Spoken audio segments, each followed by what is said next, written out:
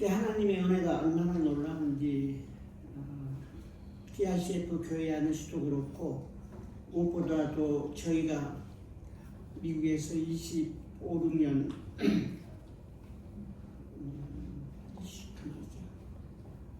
37년인가 살아오면서 여기저기 이사 다니면서 열심히 평신도로 있을 때부터 교회를 섬기고 선교 공부 인도하고 있는데 놀랍게도 그동안 연결이 안 되고 궁금했던 형제 자매들을 통해서 정말 보기 드문 사역들을 하고 있는 것을 보면서 저희는 뭘 했는지 아무것도 기억도 안 나요.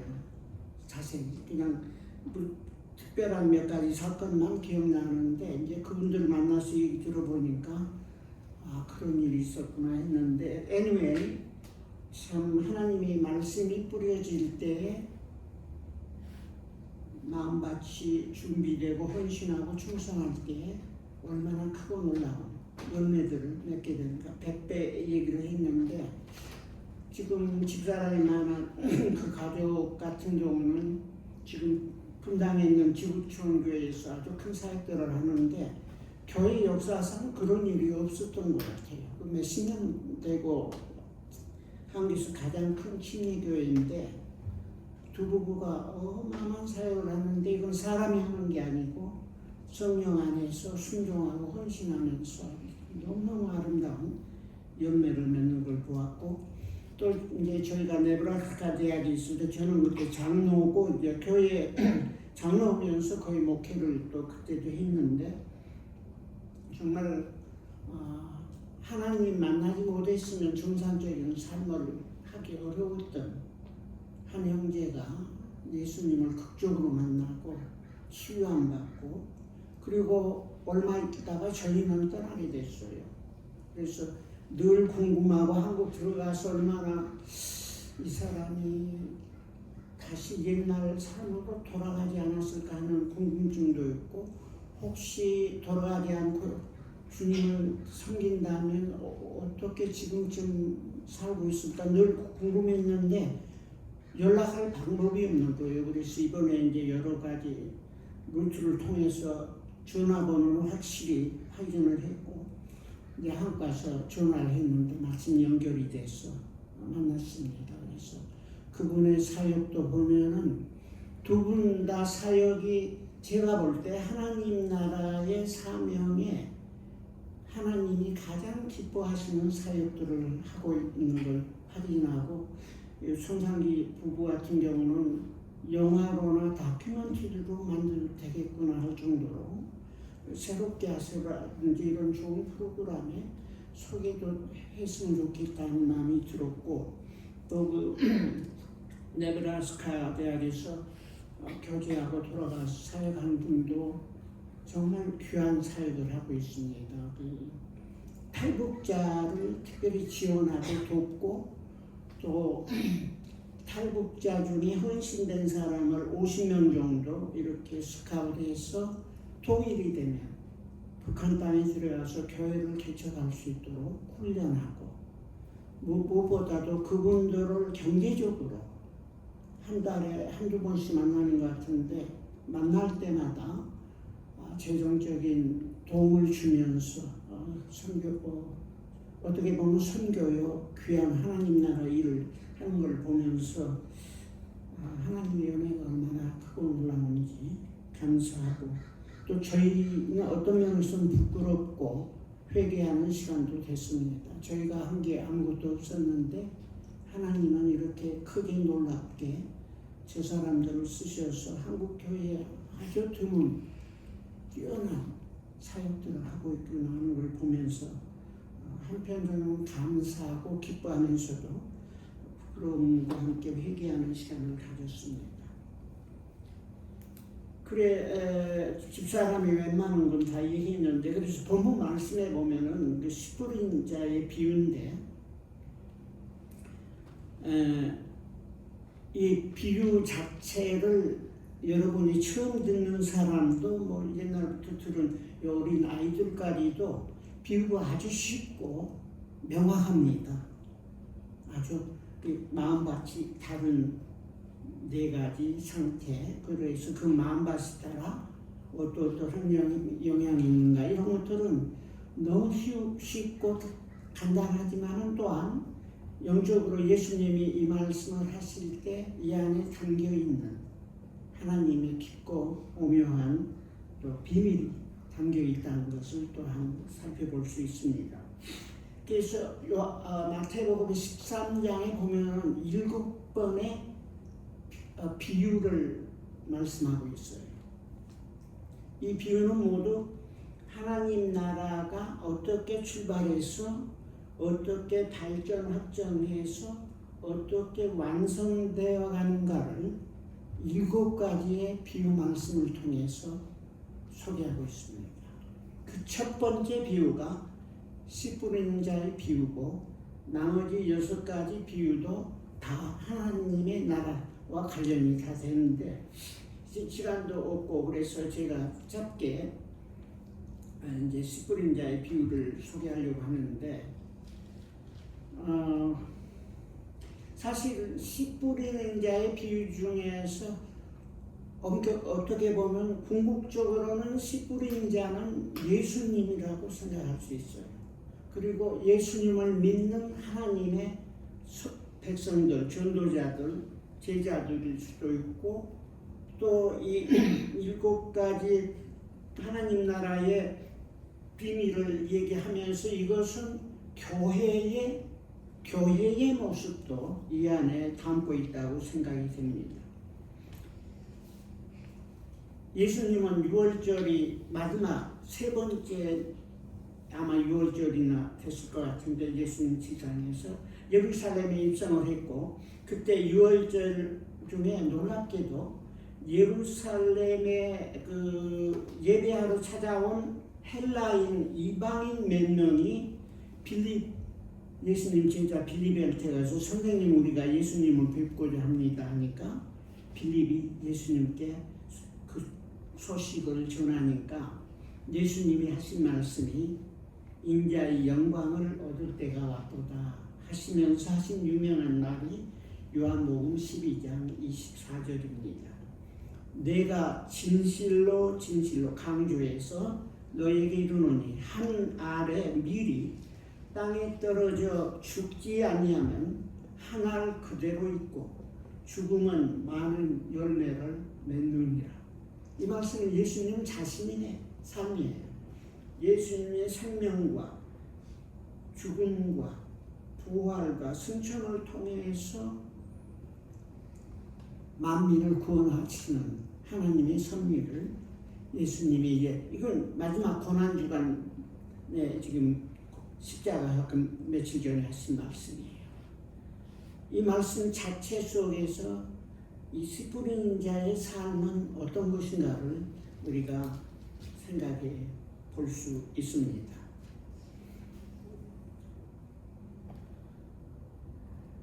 구약시대 수천년간 선지자들이 또 하나님 사람들이 예언하고 약속했던 것들이 이제 예수님을 통해서 완전히 성취되고 하나님 나라가 도래했고 확장하고 이제 발전해 가는데, 그래서 그 나머지 씨 뿌리는 자 비유 외에도 겨자씨의 비유 같은 건 이제 교회의 양적 성장이죠. 아주 적은 겨자씨 하나가 어마어마하게 큰 나무로 번지는 거라든지, 또 누룩의 비유 같은 것도 아주 적은 누룩의 씨앗이 온 빵을 부풀게 하는 이런 질적인 성장을 비유하고 있고, 또 하나님 나라의 그 놀라운 기쁨, 보화를 찾는 것, 진주를 찾아가지고 기뻐하는 것처럼 하나님 나라의 그 자녀된 특권과 하나님 나라의 백성이 되는 게 얼마나 기쁜 것인가. 그리고 마지막으로는 이제 그물로 고기를 잡아가지고 분리하는데 결국 교회의 종말론적인 심판, 하나님이 때가 되면 좋은 것과 못된 것을 구별해서 선별하려는 말씀 가운데 본문 말씀은 길가와 같은 마음과 돌바와 같은 마음과 가시떨기 같은 마음과 좋은 마음에 대해서 예수님이 증거하고 있습니다. 근데 제가 이 말씀을 여러 번 읽고 궁금해하면서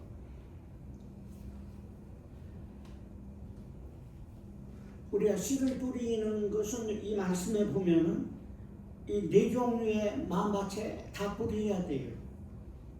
우리는 그 마음밭을 다 모르고 또 어떻게 보면은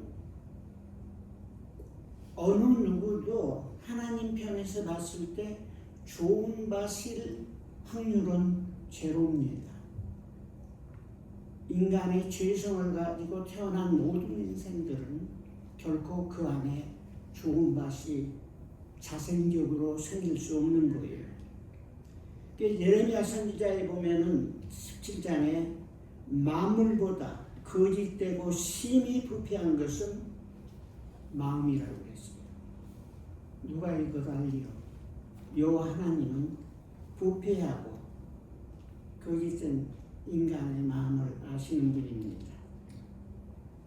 그런데 이런 하나님께서 생명의 근원되는 씨, 곧 하나님의 말씀을 통해서 한 영혼 한 영혼을 구원하고 회개시키는 역사가 이제 역사 속에서 일어날 것을 증거하고 있습니다. 그래서 예레미야서 또 23장에 되면 나 여호와가 말하노라 내 말이 불같이 아니하냐 반석을 쳐서 부서뜨리는 망치같이 아니하나 했거든요. 그러니까 하나님의 말씀을 통해서 이 가장 악하고 거짓되고 부패한 인간의 마음을 하나님은 말씀인 생명의 말씀, 복음을 통해서 불처럼 죄성을 사르고 정화시키고 순결케 하는 망치처럼 때려서 단단한 마음, 굳은 마음을 깨어지게 해서 생명의 빛이, 생명의 물이 흘러가도록 하시는 게 하나님의 말씀입니다. 그래서 이 말씀을 우리는 뿌리면 되는 거예요. 뿌리고 말씀대로 우리가 본을 삼고 보여주고 함께 나누는 것. 그래서 히브리서 4장 12절에도 하나님의 말씀은 살았고 계속 지금도 살아 역사하고 운동력이 있어 자위의 날선 어떤 칼보다도 예리하여 영혼 육을 찔러 쪼개고 마음의 생각을 다 노출하는 그런 하나님의 말씀. 우리는 아무것도 할 수 없고 우리의 재주와 우리의 노력으로는 생명의 변화를 일으킬 수 없지만 우리에게 하나님이 주신 또 우리가 받아서 경험한 그 말씀을 증거하고 베풀고 가르치고 교제하고 무엇보다도 부족하지만 그 말씀에 합당한 삶을 통해서 자신의 삶 경험과 함께 삶을 통해서 복음을 증거할 때 생명의 변화들은 일어나고 그 다음에 열매 맺게 하는 것은 그 생명의 말씀과 그 심령 안에서 말씀의 복음을 경험한 자의 삶의 태도와 반응과 관계를 통해서 많은 열매를 맺기도 하고 어떤 것은 중간에 탈락하기도 하고 길가에 떨어진 마음밭처럼 굳어지고 도저히 생명이 들어갈 수 없는 그런 마음, 이런 마음도 우리 모든 사람은 본질적으로 이와 가까운데 통해 작업할 때 부드럽게 주님 앞에 나타날 때 복음을 통해서 변화를 받을 수 있다는 것을 증거합니다. 돌 같은 마음도 마찬가지. 복음이 들어는 가지만 성장할 수 없는 마음, 시들어버리는, 그래서 돌과 자갈을 제거하고 인내하는 마음으로 제자의 훈련과 순종의 삶을 본으로 보이면서 가꿀 때가 되면 하나님께서 결실하게 할 줄 압니다. 가시떨기 같은 마음은 흔한 마음이에요. 교회 안에서 많이 볼 수 있는 마음이고 주위에서 많이 볼 수 있습니다. 세상의 유혹과 시험에 넘어지고 주님을 떠나는 마음. 이 마음은 땅을 놓고 씨앗이 하나님의 말씀이 씨앗도 있을 뿐만 아니라 또 나중에 보면 그 겨자씨에 저기 보면은 밀과 가라지를 마귀가 심었다고 그랬는데 이 두 마음을 품는 자들, 이게 이제 그리스도인의 성장과 열매의 마지막 허들 중에 하나입니다. 두 마음 품고 순종하지 못할 때 말씀의 능력과 생명의 변화들이 막히는 것이죠. 이것은 전적으로 말씀과 순종, 삶을 통해서 성령의 인도하심으로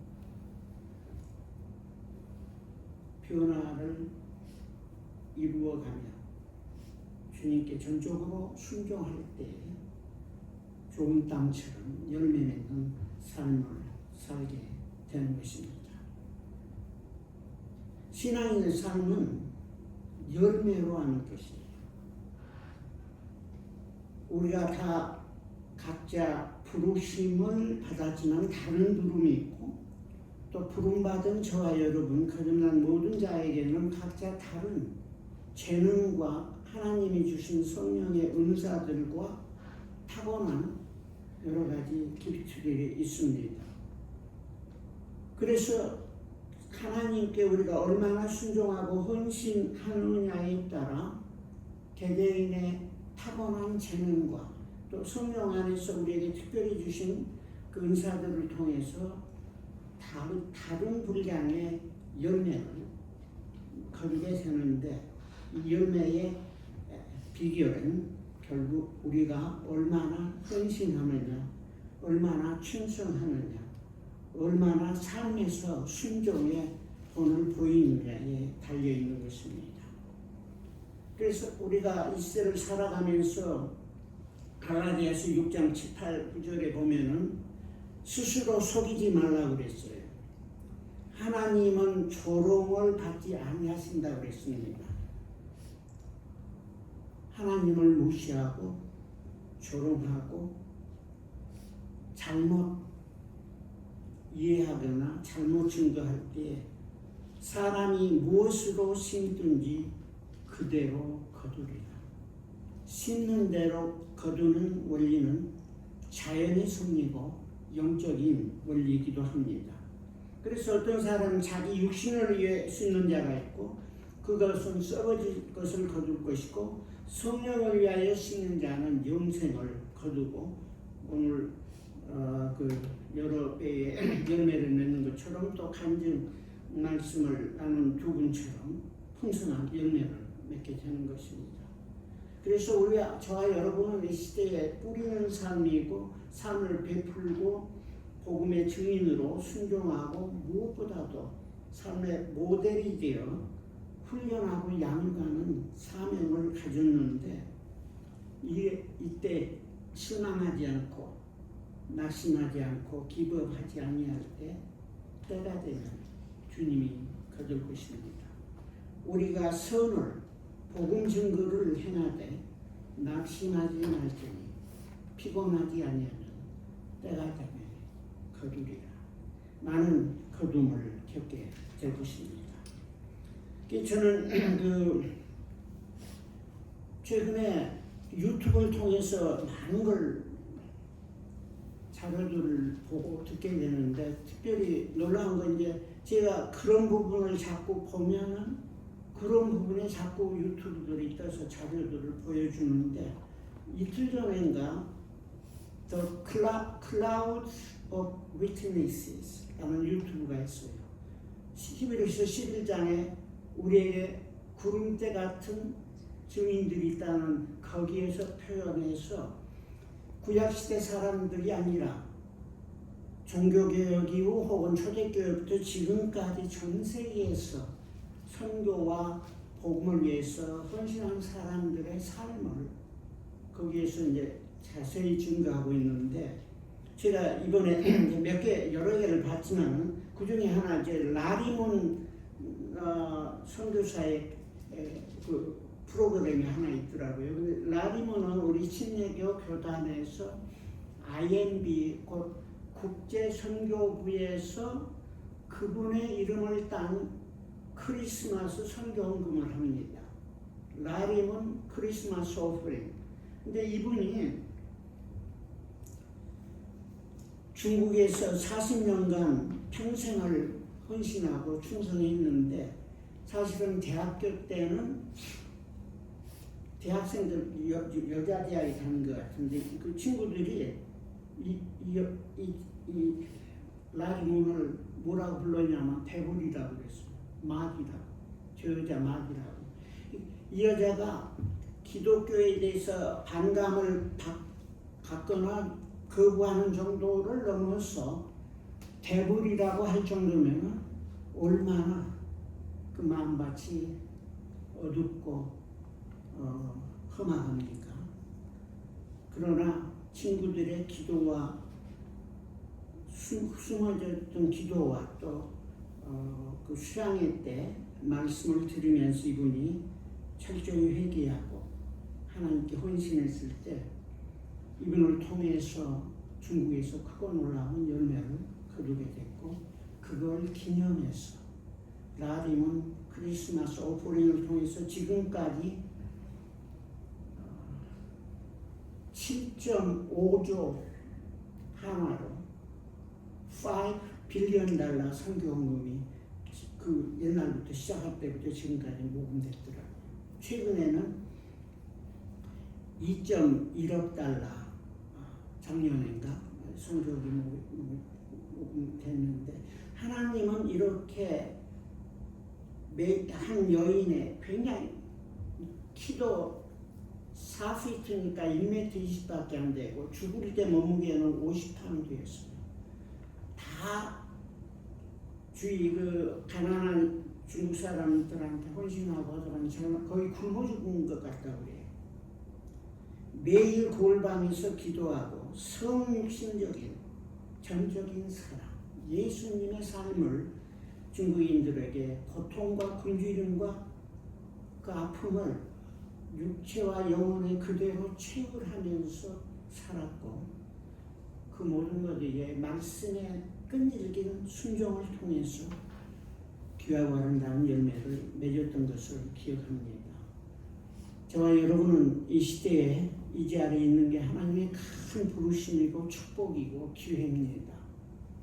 저같이 나이가 이제 들어서 참 아쉬움이 많이 있지만 감사한 것은 제가 대학 교수로 계속 나갔으면 무슨 일을 했을지 모르지만 중간에 주님을 사랑했고 교회를 사랑했고 그러니까 제가 원치 않았지만 하나님께서 훈련해서 때가 되니까 피할 수 없도록 주님께 헌신할 수 있는 길로 인도하셔서 지금까지 살아오면서 하나님이 주신 은혜를 생각할 정도로 감사하고 이번에도 저희 동창들도 만났어요. 저희 동창들도 만났고 내가 그 중에 하나는 늘 마음에 부담이 되고 기도하고 있었는데 사실은 말씀을 같이 좀 나눌지 못했었는데 다음 기회에 또 나눌지 모르겠는데 아무튼 참 하나님이 우리의 부르심을 통해서 얼마나 크고 놀라운 은혜를 주시고 또 우리는 허물이 많고 약하고 부족하지만 우리의 작은 입술을 통해서 증거된 복음의 씨앗은 얼마나 크고 놀라운가를 경험하는 좋은 기회였습니다. 감사합니다. 잠깐 기도하겠습니다.